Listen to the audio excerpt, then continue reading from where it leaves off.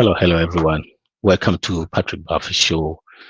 Today we're going to talk about the topic of the week, which is how to pay off student loan fast. How to pay off student loans fast.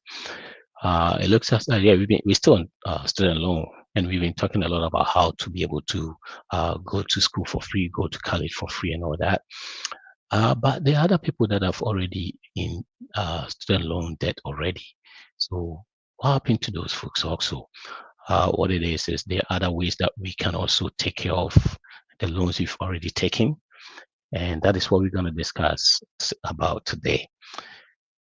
It's kind of shocking to me when sometimes I get a call or, I talk to somebody and be like, I do have, I took some loans or I took some debt, a couple of years or a few years back. And um,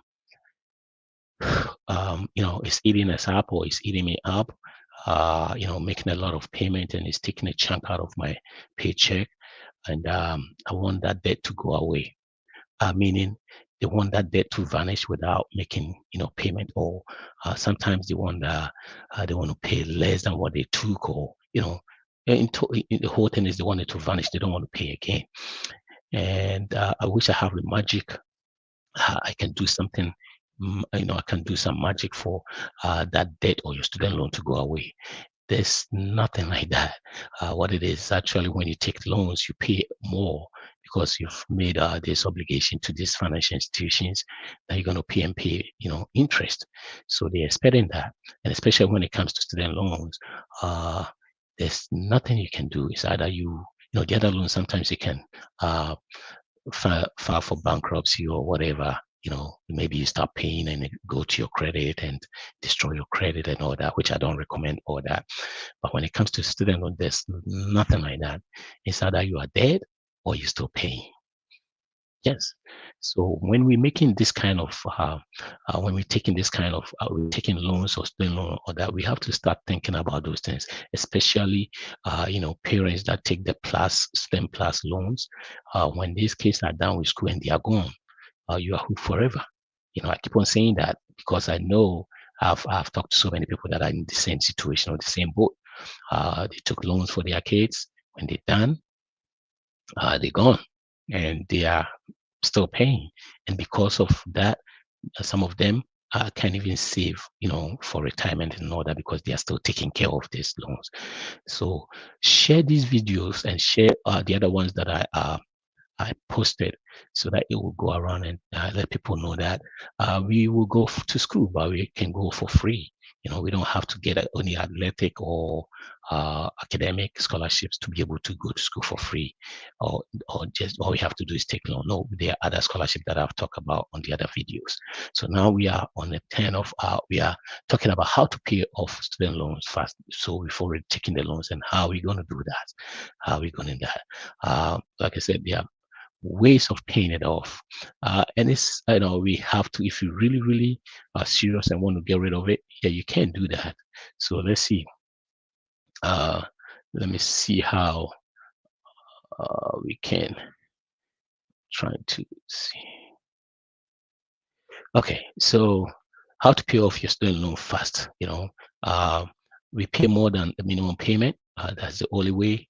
The fastest way is to pay more than the minimum payment.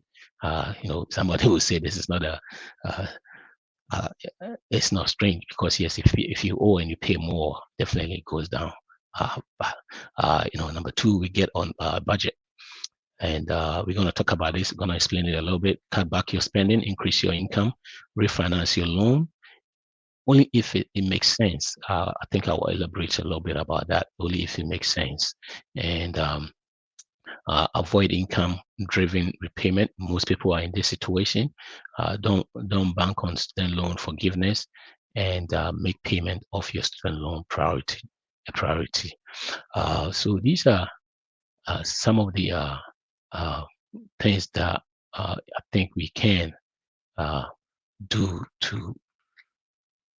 It can help us to be able to do take care of all these things. Okay, so let's start with the first one. No, what it is like I said, there's no. I wish I can do some magic for all these things to go. So you have to, if you put more on your payment, what it is it lets your payment goes down. And if you're really serious, you can go ahead and do that. Start doing that. Any amount that you put on there can help. Um, if you do have, let's say, if you have multiple loans, some folks have multiple loans, about maybe 20. Some of you have like 20. Then what you do is you can put them in one way, like the snowball type, whereby you can put it together. So you can go from the smallest to the biggest, and I will explain that. So let's say even, let me see, I have something here. Maybe I can share it. The more you put down, the more money you put on it, the faster it goes, right? So I'm trying to see if I can get this. Okay, good. So I get this here. So let's, okay, this is fine. So let's say you have 38,000, which is probably like average student loan that a person might owe. If you have a 38,000 with a rate of 5.8%, and it's a 10-year loan, you probably be paying about 418. Probably be paying about 418, right? So 418, if by the time you're done paying, you're probably paying about 50,000. So when you look at 50,000, that means you put in about 12,000 as interest. Let's just put about 20% of 418. So when we put, let's say we add more, extra for 20%. Extra 20% is going to give us about, it's just $84. When we add it to it, it's going to be 502. And when we do 502, we pay the loan off in 8 years. And when we pay the loan off in 8 years, that means we've saved about 2,700. So instead of us paying the 50,000, we'll probably be paying about 48. So what about if you do more? If you do more, then that means it's going to go down. So the fastest way of paying off student loan is putting more on it. If you're trying to stay on the same way, the 10 year, let's say it's 10 years, and you stay on the 10 years, you'll be there forever, and it takes a while. Another thing that we have to be cautious of is also when you pay off this loan, and when you pay in extra, you have to let them know. Because what it is if you pay extra, they will push the next due date back, which is not going to help you to pay it off earlier. So what you do is you have to let them know that they should put it on the current balance. Whatever balance you have, they put it on there so that you still maintain your due date. That is how fastest it can. That's how it's going to help you, pay it off faster. So these are some of the things that we can help. It can help us to be able to do that. The next thing is we have to be on budget, right? Being on budget is that means you're in control of your money. If you are in control of your money, you know what is going on. So at this point, we're trying to search and look and see how we can come up with extra money, because any extra money that we get is going to go into this, right? It's going to go into that paying of the debt. And we know, usually, I think we've talked about it several times on here, that when you start doing budget, if you're not doing it and you start doing it, all of a sudden you get a raise, because it makes you focus on how much you're spending, how much is coming in, how much is going out, and all of a sudden things change, and you start having something, you have a buffer that you can put on this loan. So let's say if you do your budget and there's nothing going on, everything is everything is fine, you still didn't have enough to be able to throw into this debt, then what you have to do is we have to make sure we cut spending, right? And remember, this is not for your whole life, throughout your life. This is for a season. So you have to cut spending. And there are so many things that you can cut these days, right? We all know cables and all that. Some of us, we have the same thing. We have cable, we have this, this Amazon Prime, and all do the same thing. So for a season, you can cut this down. Look, only 80%, only 20%, or let's say $84. And it saved us about 2,000, almost 2,700 interest. So if we can do more, we'll be able to put more on there and pay it quicker. So we cut spending, and I will go even further saying, hey, if you do budget and you still have wiggle room that you can throw on there. If you can cut spending and add it to make it more, so that the more you put in, the faster it goes, right? What about if, yeah, I know I've already cut spending, doing everything, and it's fine. Then we have to increase our income. That's the fourth one. We have to increase our income. These days we have we have so many side hustles that we can do, that can bring us a little bit something more.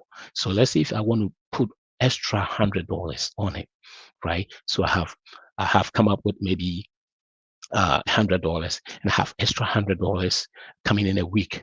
That makes it 400 a month.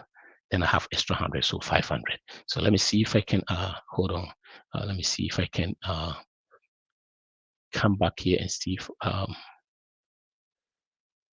can bring this to. Okay, so let me see. Just trying to see if I can. So we go on the debt snowball, like I said. So I bring in extra 500, extra 500. So now we're doing a snowball because, like I said, some of us, we have student loans that are have about 20 of them. So I just picked like just four student loans. The first one is 500. Second one is 22,500, 7,000, and 10,000. So we do the first one. We bring in an extra 500. And this is what we're making every payment. This is the form of example of the snowball. So we have all these student loan, but what it is together, they put it together, and now we are paying 418, like we just did. So we are paying 418 extra. But when you break it down, it's like maybe 50, 63, 134, and 98. Know what I mean? So we put all together, then you pay as a one.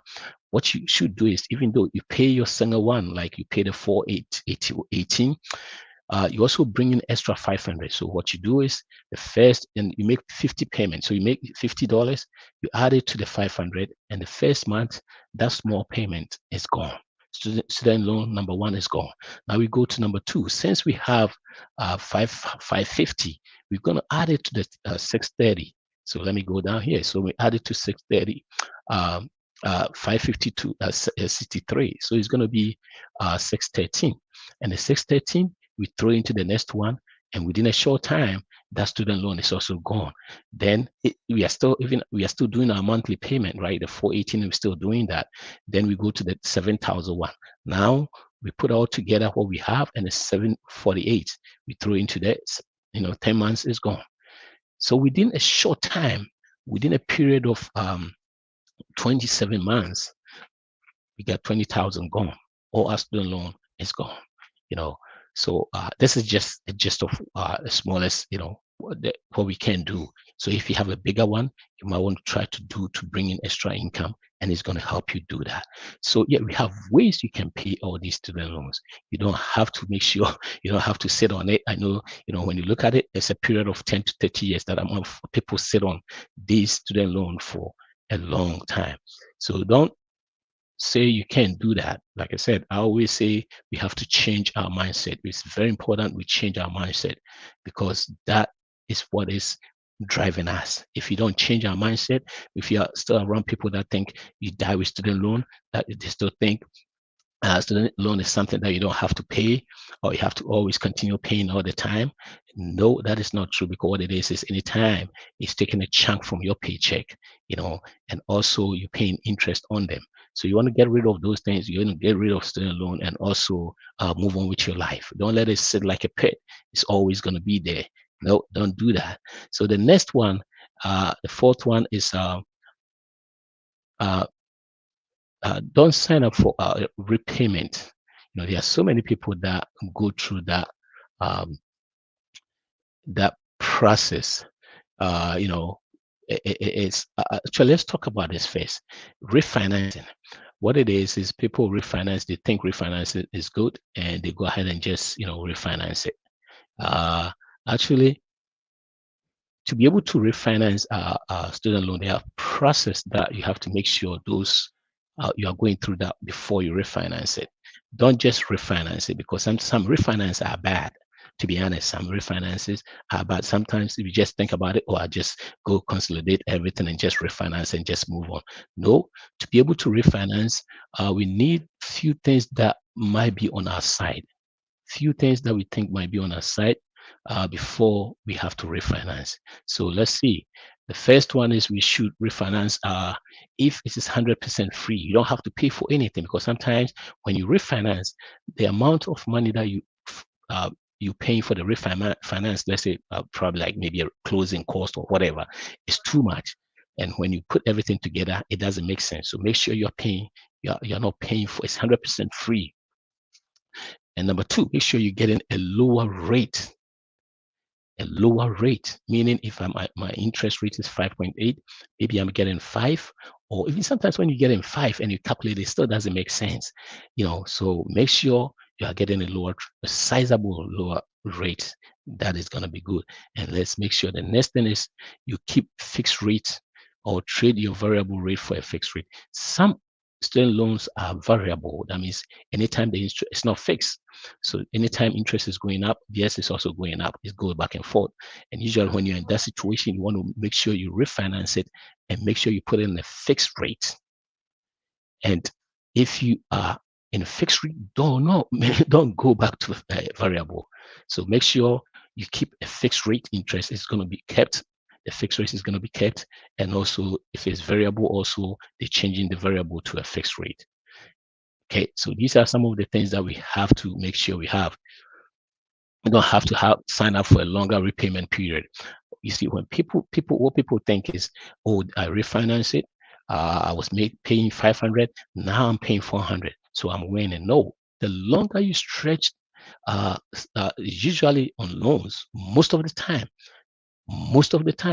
when you stretch it, you pay more on interest, because remember, if you were supposed to spend 10 years to pay for it, now you're making it 15 years.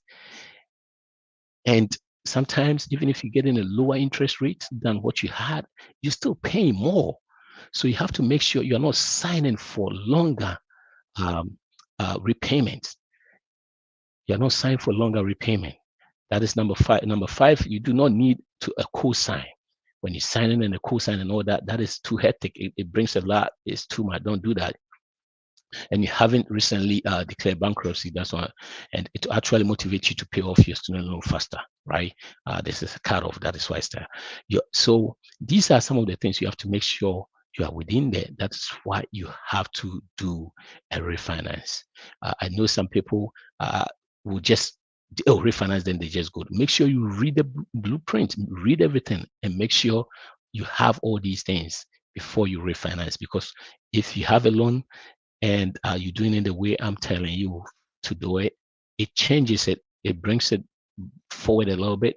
And also, and we know when it brings it forward a little bit, you probably be paying it faster and not losing money, or paying saving interest saving interest money on there. So, and the next one, number 6, is to avoid income-driven repayment. I think we will just make a video for this particular one, because there are so many people that are looking into that idea that the income driven repayment is a good for them. It's a good thing for them.